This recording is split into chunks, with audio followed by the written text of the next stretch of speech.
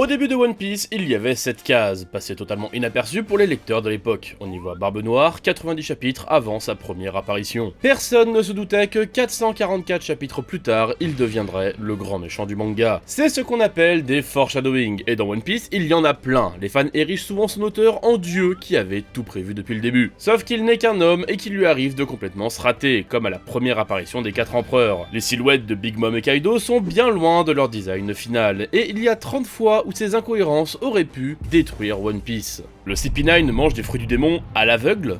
Après Water 7, Spandam récompense ses agents avec des fruits du démon, un beau cadeau qui a des airs de bizutage, il ne leur dit absolument rien sur leurs effets. En effet, d'après lui, il n'est pas possible de savoir à l'avance leur pouvoir, sauf que ce bouquin existe, c'est l'encyclopédie des fruits du démon. Sanji l'a lu enfant, il y a même appris absolument tous leurs secrets. Tout sauf visiblement la malédiction des mers qui va avec, qu'il découvre littéralement au début du manga. Les fans essayent de justifier ça par le fait que Sanji aurait été trop excité par l'existence d'un fruit de l'invisibilité, qu'il en a oublié tout le reste. Mais et pour le CP9 alors? Peut-être que l'encyclopédie est rare, ou même que sa lecture est interdite, sauf que, attention, on va spoil une case du chapitre 1069, il y a plusieurs éditions remaniées à la demande du gouvernement. En même temps, au tout début du manga, l'équipage de Goldie Roger est persuadé que les fruits du démon ne sont qu'une légende. Et ce n'est pas au début de leur aventure, hein, Baggy est déjà grand. Toujours dans les incohérences autour des fruits, apparemment 5 fruits permettraient de voler. Ouais, enfin, avec les Zoan, on en compte déjà 7, et des dizaines d'autres en Paramecia ou en Logia. Les courriers des fans questionnent souvent Eiichiro Oda sur ces petites incohérences, et lui s'en amuse, trouvant des explications dans le plus pur esprit de son œuvre. Mr. Three flotte sur l'eau alors qu'avec son fruit il devrait couler.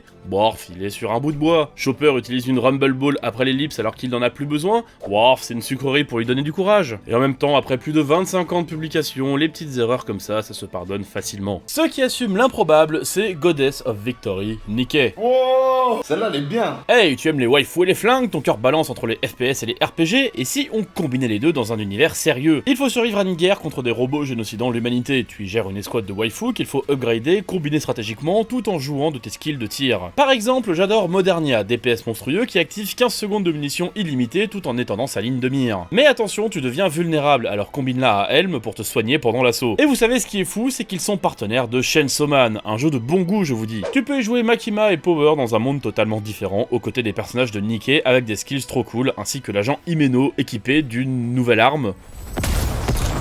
On retrouve même leurs attaques iconiques. C'est sur téléphone mais aussi sur PC, un écran plus large et des graphismes plus jolis, une expérience de tir clavier-souris améliorée, bref c'est toujours plus immersif. Alors téléchargez et jouez à Goddess of Victory Nikke, le lien est en description, ou alors utilisez ce QR code. Le bras coupé de Shanks. C'est une des premières scènes de One Piece. Luffy est en danger, un monstre marin va le dévorer, Shanks arrive et sacrifie son bras pour le sauver. Oda n'avait pas l'intention d'écrire cette scène, c'était une demande de son éditeur pour rendre l'histoire plus intéressante. Il a souvent été de bons conseils, sans lui, on n'aurait jamais eu les supernovas. Par contre, pour le bras de Shanks, c'est vrai que ça rajoute de l'enjeu, mais c'était une mauvaise idée. Comment un monstre marin a pu blesser un des hommes les plus puissants du monde? Il est super faible en plus, Luffy le bat en un coup juste après, ça crée une énorme incohérence. Le mangaka en a conscience, il lui a trouvé une excuse un peu plus tard dans l'histoire, c'est un pari sur l'avenir. En fait, Shanks a choqué Luffy pour lui donner une motivation. Ouais, de fou si tu le dis, ouais. Pour les fans, on a une explication plus logique. Ça s'est passé il y a 10 ans. Shanks, âgé de 27 ans à l'époque, n'était pas aussi puissant. Sauf que ça tient pas la route, on voit bien qu'il a déjà ses pouvoirs, ça veut dire qu'il aurait pu renforcer son bras ou alors tuer le monstre en un seul coup. En acceptant la demande de son éditeur, Oda n'avait sans doute pas vu tous les problèmes que ça poserait, après tout, il venait à peine de commencer son histoire. À l'époque, Shanks n'était sûrement pas aussi puissant dans sa tête, ça ou alors il a juste voulu sacrifier la cohérence pour faire une scène classe, comme à Marineford lorsque Moria manipule des zombies et des âmes en plein jour alors que son pouvoir était jusqu'ici limité à la nuit, ou lorsque Luffy débarque devant les amiraux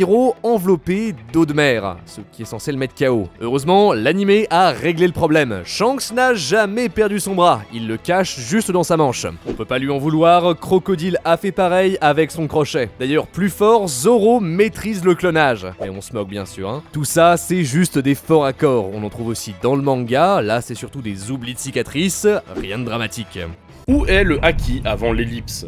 Il y a deux moyens d'être fort dans One Piece, les fruits du démon et le haki, ou fluide en VF. On le découvre au chapitre 597 quand Rayleigh entraîne Luffy. On a une démonstration du haki des rois sur un éléphant qui rappelle beaucoup le pouvoir de Shanks au chapitre 1. On comprend alors qu'il est utilisé depuis le début. Même s'il se fait assez discret, beaucoup de fans prennent en exemple le chapitre 100 où le père de Luffy arrête Smoker, un fruit du démon Logia normalement inatteignable sans haki. Sauf que Dragon attrape son arme et pas son corps. Il faut attendre le chapitre 234 pour que le mot haki soit mentionné une première fois par Barbe Noire. Avant ça, aucun méchant n'en parle ou même ne l'utilise, même pas Crocodile. Il se contente simplement d'embrocher Luffy. Est-ce qu'il connaît seulement le haki? Les dialogues en anglais et français semblent le sous-entendre, sauf qu'en japonais, absolument pas. Et c'est assez logique, regardez bien l'enchaînement des cases. Son regard est braqué sur les gouttes d'eau en suspension. Il ne se questionne pas, il comprend. Luffy a découvert son point faible. On voit le haki en action pour la toute première fois dans l'arc Skypiea sous le nom de Mantra. C'est le nom local pour le haki de l'observation. Puis le terme apparaît une seconde fois au chapitre 434, lorsque Shanks se la joue sur le bateau de Barbe Blanche. Et les 6 pouvoirs du CP9, le Tenkai, le Shingan, c'est du haki de l'armement, non? Eh bah officiellement, non. Oda l'a confirmé dans un databook, et ce n'est pas logique, ce sont des super agents secrets, pourquoi on ne leur apprend pas le haki? Même Kobe, capitaine de la marine, le maîtrise. Après, en fouillant un peu, on devrait bien trouver d'autres traces d'utilisation du haki avant ça, non? Avec Oda, le dieu des foreshadowing, c'est pas possible autrement. Eh bah on va vous décevoir. Il n'y en a aucune trace, pas de main noire, pas d'éclair, bon. Après, c'est peut-être juste une cause de convention graphique. On voit le monde par les yeux de Luffy, qui n'est au courant de rien. Pour lui, tout ça est invisible. Le haki se met vraiment en place à partir du chapitre 503, où Rayleigh assomme une foule de soldats, puis au 516, où les guerrières Kuja en parlent à Luffy, suivi de sa première explosion de haki des rois. Avant de redisparaître à Impel Down, la prison la plus sûre du monde où personne ne l'utilise. Même pas les détenus du 6ème étage, les criminels les plus dangereux du monde. Des types aussi forts que Jinbei ou Crocodile bloqués par une simple cage. Eh, c'est à cause des monotes en granit marin. Sauf qu'on a déjà vu que ça n'influe que sur les utilisateurs de fruits du démon, pas sur ceux de haki pur. Puis arrive Marineford qui pose une autre question. Pourquoi envoyer des Marines sans haki avec des balles normales quand il y a autant de pirates potentiellement capables de détruire une ville à main nue? C'est comme envoyer 10 000 mecs en slip pour arrêter une bombe nucléaire, ça n'a aucune logique. Bon, ici la Marines veut surtout rouler des mécaniques pour les caméras, montrer toute la puissance de la marine, sans aucune considération pour la vie de ses soldats. Le haki est assez peu présent dans cet arc, il y a bien sûr quelques utilisations. Joss contre Crocodile, Barbe Blanche contre Akainu, Garp contre Marco, Shanks s'y met, et il y a même le moment fort de Luffy. Mais alors, pourquoi Akainu ne se fait pas trancher ici? Il dit pourtant bien qu'il s'agit d'un utilisateur de haki. Simplement parce qu'il ouvre son corps au dernier moment pour éviter le coup. Aokiji fera d'ailleurs la même chose. Reste un problème. À l'époque, personne n'a été choqué, mais aujourd'hui, les fans s'interrogent. Où est le haki défensif? Les canons, les balles et les épées devraient normalement être inutiles. Et puis, pourquoi est-ce que Ace ne l'utilise pas pour se protéger de Barbe Noire, d'Akainu? Pourtant, il semble le maîtriser. On l'a potentiellement vu à Alabasta. Ça reste théorique, mais à son niveau, ça semble être une évidence. C'est un énorme trou dans l'intrigue, mais sans ça, pas de scène aussi iconique. Et là où il y a un énorme trou, c'est dans notre équipage. En effet, vous n'êtes que 33% à regarder nos vidéos en étant abonné. Alors, utilisez ce petit bouton abonnement pour rejoindre l'aventure. Merci à vous. La mort dans One Piece.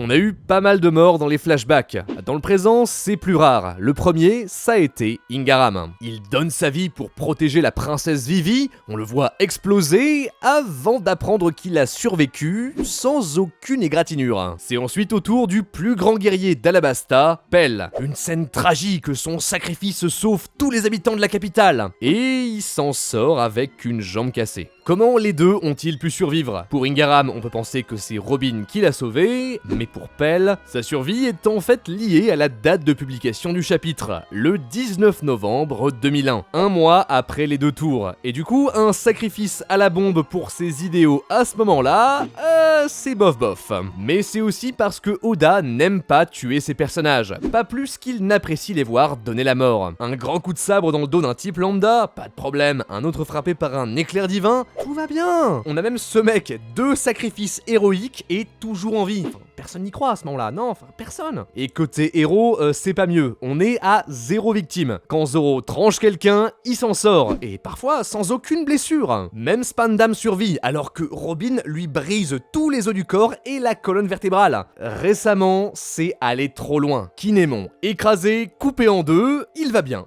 Parfaitement, il est ok, voilà. Avec une excuse éclaté en plus. On avait en fait recollé son corps à Punk Hazard de 400 chapitres plus tôt, voilà. Puis on a lui, un agent du gouvernement, tout laisse penser que Kaito va lui faire la peau, et en fait, non. On apprend dans le courrier des lecteurs qu'il a survécu. On a que 3 morts qui sont confirmés, Ashura, Izo et Yasuie. Peut-être 5 avec Big Mom et Kaido, mais on n'est pas sûr. Après tout, barboter dans la lave à 10 km sous terre, ça n'a jamais tué personne. Essayez les potes, allez-y. Certains vous diront que au moins il ne fake pas les morts, mais c'est pas toujours vrai. Il a fait revenir Zoro, le géant qui avait donné sa vie pour Robin. Ok, même si bon là pour le coup c'est peut-être juste un foreshadowing par rapport au nom de la technique d'Aokishi qui ne semble pas avoir d'objectif létal, mais voilà, les résurrections à répétition, ça gâche la tension, ça pousse les lecteurs à abandonner, et c'est des incohérences qu'on pardonne difficilement. One Piece en a pourtant fait une force, la mort devient de plus en plus tragique. Oda tue, mais seulement quand il le faut. Sans le sacrifice de Goldie Roger,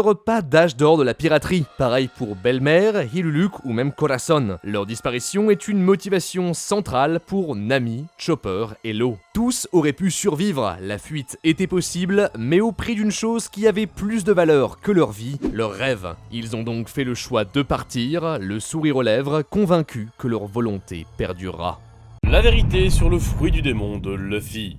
Eiichiro Oda a peut-être fait une énorme erreur. Pour vous en parler, on va devoir spoiler le manga, donc si vous n'êtes pas à jour, rendez-vous à ce timecode. Monkey D. Luffy n'est pas un homme élastique, il a mangé le fruit de l'humain modèle Nika, le dieu soleil, réincarnation de Joy Boy, le libérateur. Une révélation de fou qui n'a été développée que quelques chapitres avant, pas ouf comme foreshadowing. On a bien quelques indices avant ça, le soleil comme symbole des esclaves libérés, la mention d'un dieu soleil sur Skypiea et un visuel qui ressemble fortement à Joy Boy, 700 chapitres avant que Luffy n'éveille son Gear 5. Tout ça pose plein de questions. Déjà, si le pouvoir de Luffy n'est pas le caoutchouc, pourquoi résiste-t-il à la foudre? Et ses gears, basés sur l'élasticité, comment fonctionnent-ils? Eh bien, on a eu une explication. Le fruit du Nika donne bien un corps en caoutchouc. Son éveil le rend juste beaucoup plus libre. Ce fruit est une menace pour l'ordre mondial. Le gouvernement tue ceux qui en parlent. Ils ont même fait modifier l'encyclopédie des fruits du démon pour le supprimer des mémoires. Depuis des centaines d'années, ils cherchent à le planquer. Ils avaient réussi à l'avoir, mais en cours de route, Shanks l'a volé, puis Luffy l'a mangé. Mais alors, pourquoi ils n'ont pas mis le paquet pour l'éliminer? Ils auraient pu utiliser le Buster Call, ou encore le rayon de la mort, capable de raser une île de la carte. Avec, ils auraient pu raser Ohara, Raftel, détruisant d'ailleurs le One Piece, ou même plus récemment Wano. Ça les aurait débarrassés de Big Mom, de Kaido et de tous les Mugiwara d'un coup. Non, au lieu de ça, ils font de Luffy un empereur, essayant de cacher le D dans son nom, qui est visible depuis plus de 2 ans sans que ça les dérange. Ça pose un autre problème. À la base, Luffy c'est un petit gars avec un pouvoir pas ouf. Il a fait 2 fois plus d'efforts que les autres pour pouvoir accomplir son rêve. Il trime comme un chien, invente tout seul plein de techniques à un point où l'auteur lui-même en oublie. Eiichiro Oda a avoué devoir chercher sur des wikis de fans pour se souvenir de tout. Sauf qu'en fait, non, Luffy, c'est l'élu de la prophétie de Joy Boy. Le destin lui assure d'atteindre son objectif, devenir le roi des pirates. Mais oui, c'est ça le problème. On sait déjà qu'on va avoir une grande guerre avec cette fameuse prophétie, plus un méchant très méchant caché dans l'ombre.